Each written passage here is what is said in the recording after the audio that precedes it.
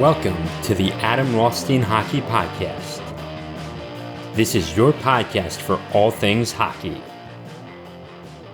On this podcast, we talk about past history to the modern day and what you can do to grow the sport. I am your host, Adam Rothstein. All right, let's get to the show.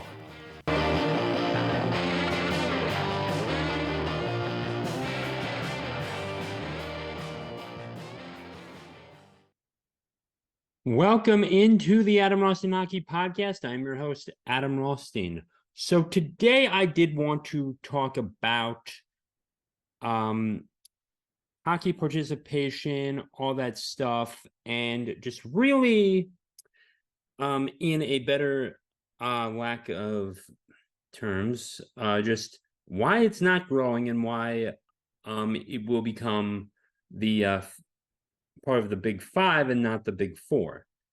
So, as you know, the MLB, NBA, and NFL are in the Big Three, and the NHL is in the Big Four, and the fifth biggest sport, at least in terms of professional sports in the U.S., is the MLS.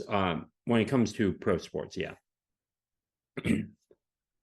The MLS is gaining a lot of ground, and the youth participation is probably the key factor to why the MLS will overtake not just the NHL, but the MLB and in the United States. And how do I feel about this, to be honest with you? I think it just says that it is a failure on Gary Bettman for not marketing this sport the way he should have been.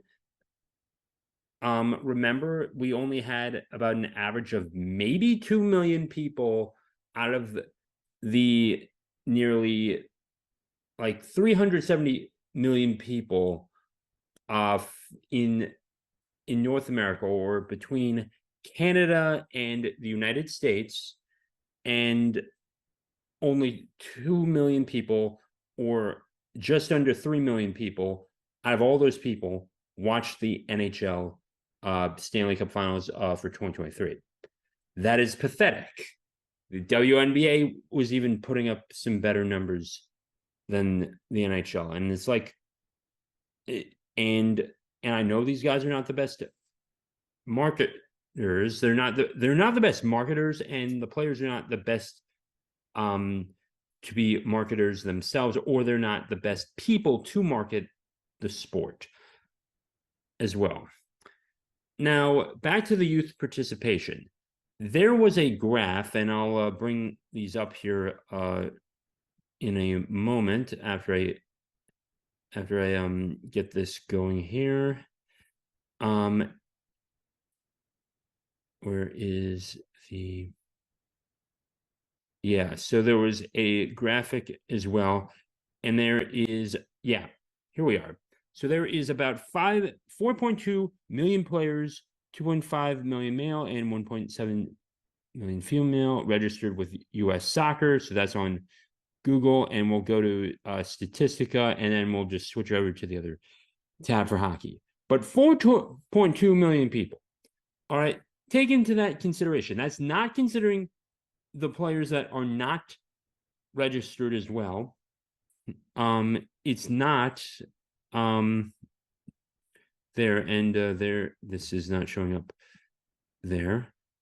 But if you take a look at this, in the United States, and I guess between Canada, maybe I'll just zoom in a bit here. Yeah, 513,000, and there. You have only 1 million registered active hockey players. And yes, I know there are some people that just don't register with USA Hockey, or they don't register with the Canadian version of that as well. But I think that it says that the youth themselves want simplicity. They don't want to be putting on the pads and adjusting things and tying their skates in a certain way. to make sure it's tighter, and they also don't want to be lugging around a lot of equipment too. I mean, I get it, it's heavy. It was 42 pounds for my hockey bag. Um, taking that on trips to Boston, trips to Buffalo, trips to Maryland, Laurel, uh, Northern Virginia, everything in between, Pennsylvania, New Jersey. It is a lot to do.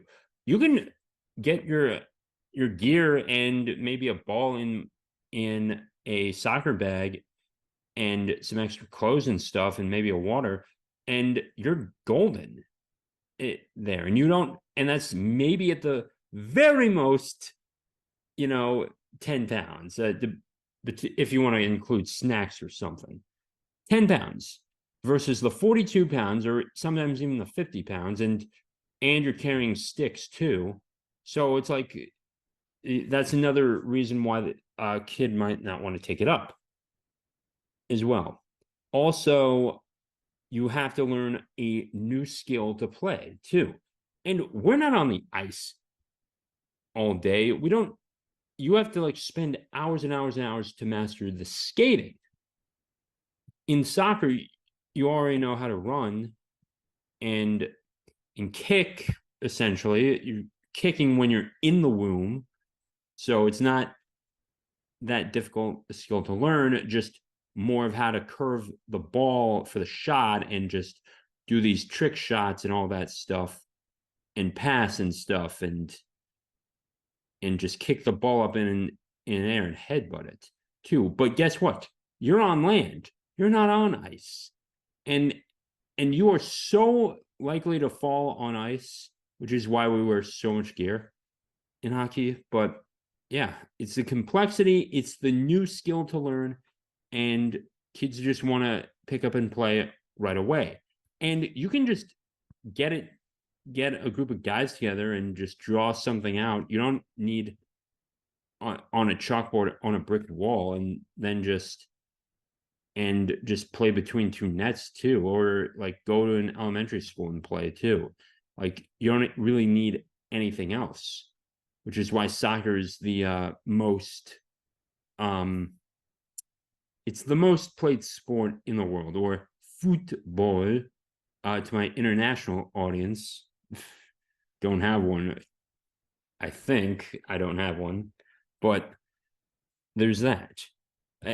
So taking into consideration 4.2 million people, I mean, it's still kind of low because, again, some generations are just only doing the youth soccer, then they go on to middle school or high school, and they are just doing the debate team, or they're just doing other activities, or they try a different sport. And not everyone does a sport as a kid or anything like that. And that is also another factor why it's also so low. Cost is the biggest factor as well to this. And it's like, where are we going to find the talent? The talented athletes that can play the game and can afford it. This is why basketball, soccer, and I'll even say American football are more likely to take a individual, more likely to have individuals come out of nowhere and just dominate, especially in basketball, especially in the NCAA as well.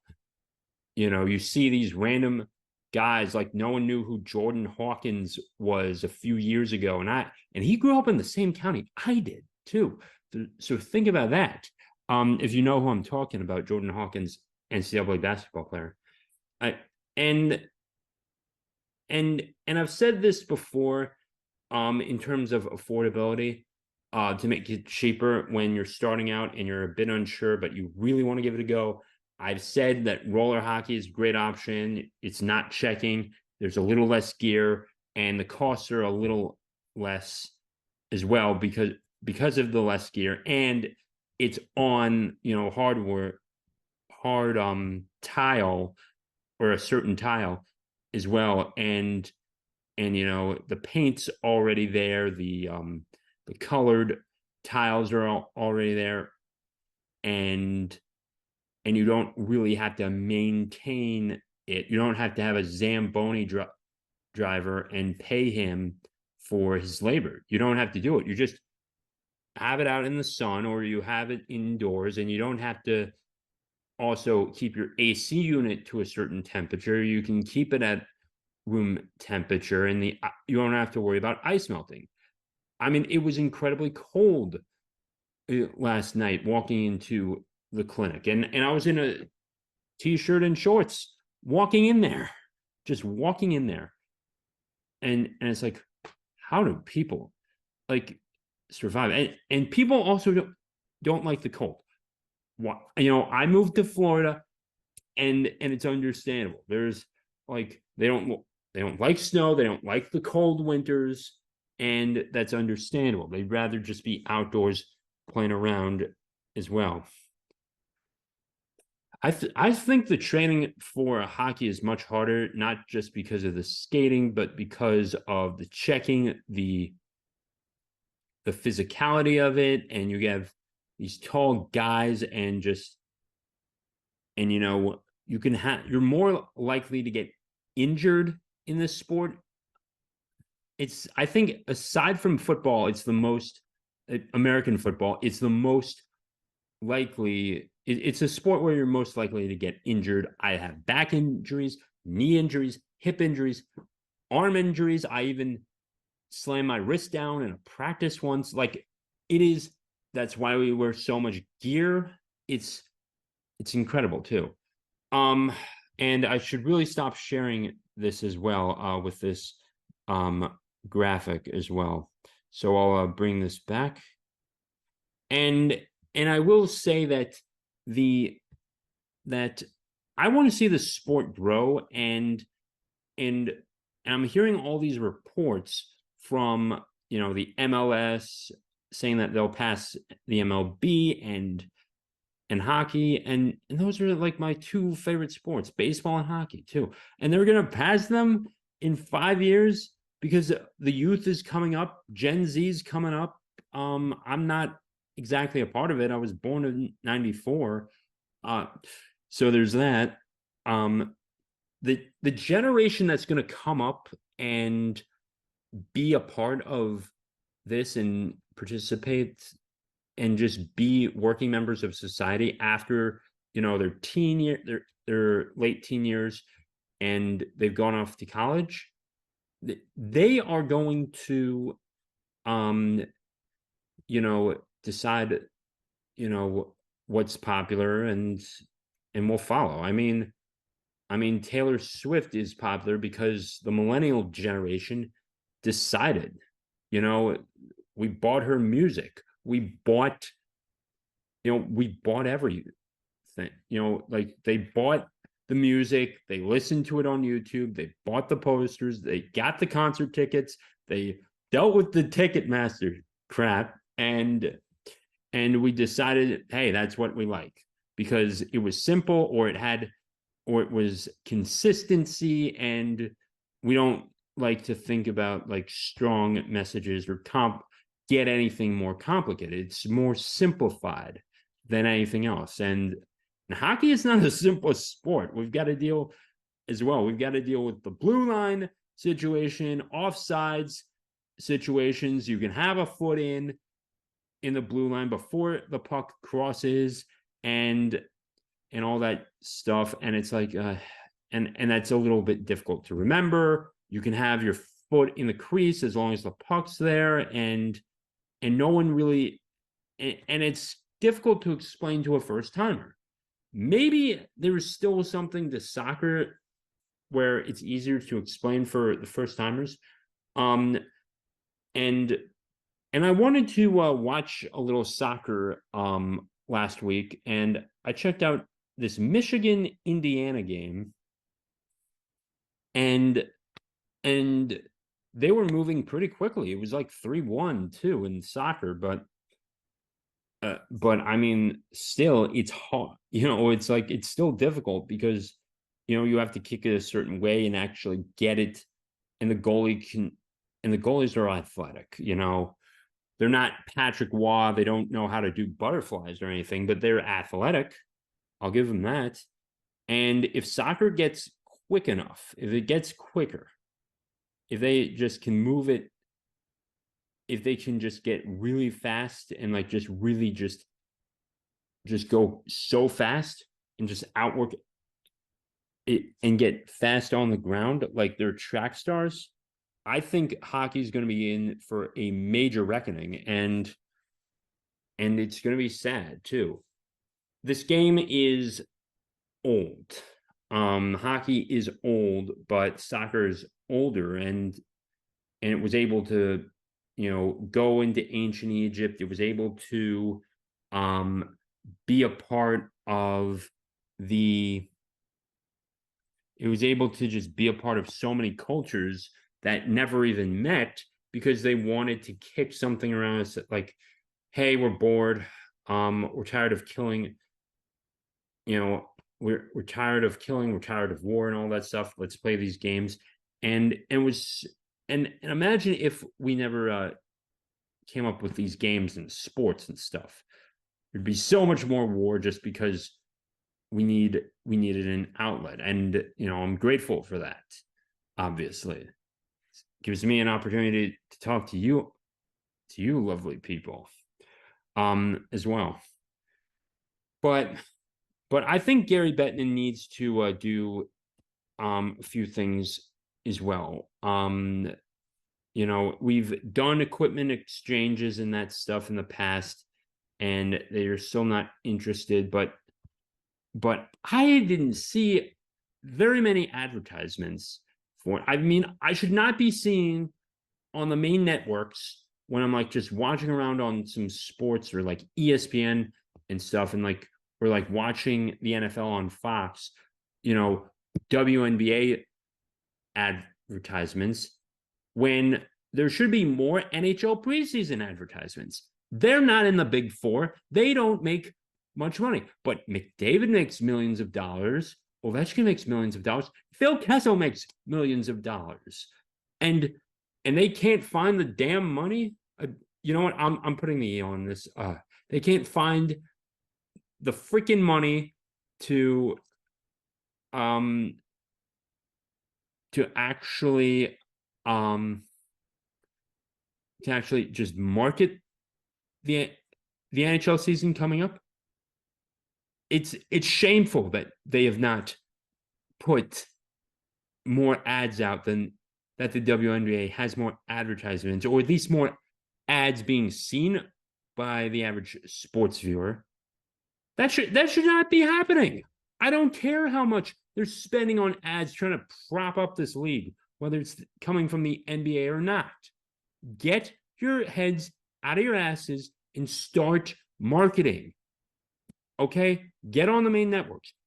You can't put the NHL ads on Fox during NFL on Fox Sunday or NFL on CBS. You can't do that. Like talk about the damn schedule. Who's playing on opening day? And show highlights of Connor Bedard. Show fucking highlights of him. He's a rookie, yes. And it's like, hey, get into this. We have this new guy, Bedard. Watch him, follow him. He's amazing. He's only 18 years old. He was born when Circuit City was still in business or something like that. But it's like you can't market that. You'd even be better off marketing that, the Deeks. And even though when the goalie stopped him on the Flames, I think during one of the preseason games, it would still be better than nothing. And like just show the highlights of all that, and the toe drag release of Bedard and McDavid and Ovechkin and all these players. And just you can put something together the NHL on NHL Network or TNT or something like that. Just show the highlights and just say, hey, we have games coming up in 2 weeks, and we got this team's playing that team. I don't even know who's playing who. I'll even get the schedule up right now just to um just to see if I can right now. But it's like, who is going to be benefiting from not knowing this? I would like to know. I would like to know who is who's coming up, who's not coming up with this and saying and just putting these ads on the main networks. The NHL needs to be advertising on to where the biggest moneymaker is, and that's the NFL, at least right now. And you can't put ads out every other stoppage, and you guys are making millions. Some of you are making billions. On October 13th, the Washington Capitals are playing the Pittsburgh Penguins. You can't tell me that, and yes, I know it's on Hulu. Thank you. That also doesn't help. And tickets are as low as this, but still, you should be showing the overall NHL highlights of these guys and just say, hey, and then whatever is on the main networks, advertise that, and then say, hey, if you like that, check it out, the Capitals Penguins on Hulu.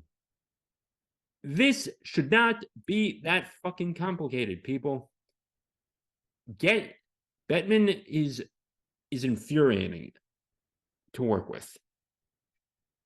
Like, I would make sure that if he's not willing to at least put out advertisements and market these stars, and in the same way the NBA is, or the same way the NFL is, you're done. Like, you need to be done.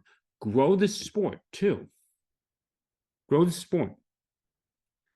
Advertise as well. And we're on, and October 13th is on a Friday. Is a perfect time to watch it and go to the bar or stay at home with your girlfriend and watch it. I can't believe they can't figure this out.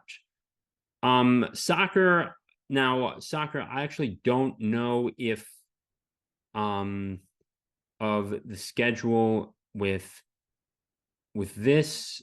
I don't know much about the schedule with that, but like Inter Miami has their own app too. They have their own app, and that's going to be big in the future as well. I also think that if the NHL really wants to actually get bigger, they should stop using Ticketmaster, because I think that you need to have a rule that says, hey, the front office needs to sell their own tickets. They cannot go through a third-party distributor, because it is frustrating to use. Like you can't even view the goddamn schedule on Ticketmaster. Like, not necessarily if you want to buy tickets, but it's like just viewing it. It's like it should not be like, oh, download this app and then you can view it. It's like, fucking fuck you. Like you've got a monopoly on this shit. Let me view the goddamn schedule and let me get tickets and let me see where I want to fucking sit. We've been able to do this since 2004. So fuck you, Ticketmaster. Geez, this rant is getting a little out of hand now that we're getting into marketing. But again, soccer is going to overtake it too. 60, you can sit 60,000 people in a soccer stadium, or the size of an NFL stadium. You can sit that many people, the same amount, and you don't really, and it's purpose,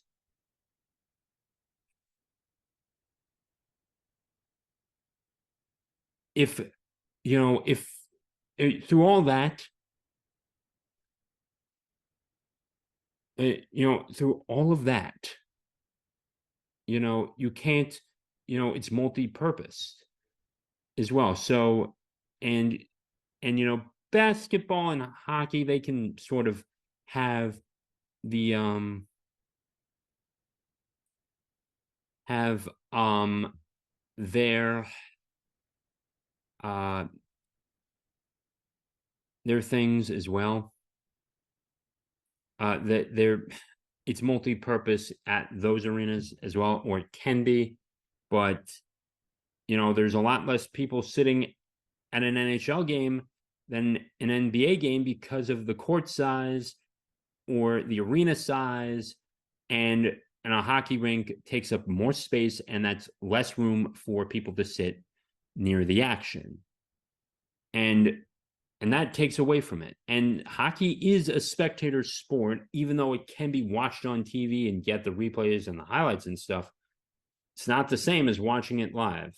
And soccer is better watching it live, as well as hockey, rather than on TV. And soccer is a little slower. It's a little easier to follow. And that's also a little bit of the difference as well. But there can be more eyeballs on soccer than hockey at a certain time as well. And broadcasting it too is not easy because the cameraman the cameraman has a hard time tracking the puck. Like take the goalie, and they've got they have to track it, and they have to track it as well, but the cameraman has to track it all around through the arena. And it's like, he's not a professional hockey player, and he has to track that. Or, well, he's a professional cameraman too, but still, I even noticed that, yeah, like the camera's all the way pointing down on one side, and then the puck's over there, and then it's like hand goes up, and it's like maybe that's not the best way for viewing it, but still, I think soccer's gonna probably become the third most popular sport in North America. And and unless Gary Bettman wants to put out ads and wants to come up with an actual marketing strategy, it's going to overtake it because of the youth, because of the simplicity. It will become one of the top 30 sports in North America for it. Top 3 professional leagues, the MLS will as well. Okay, that will do it for this rant. If you liked what you heard here, please subscribe to my Substack for $60 for the year, or $6 for 1 month per month. If you want to just test it out. Got free articles, got paid articles, got paid bonus episodes. So if you're a paid member, you get access to the bonus content. So do that. Also, be sure to rate this podcast 5 stars, like it on YouTube and Spotify and wherever you get this podcast. And with that being said, take care.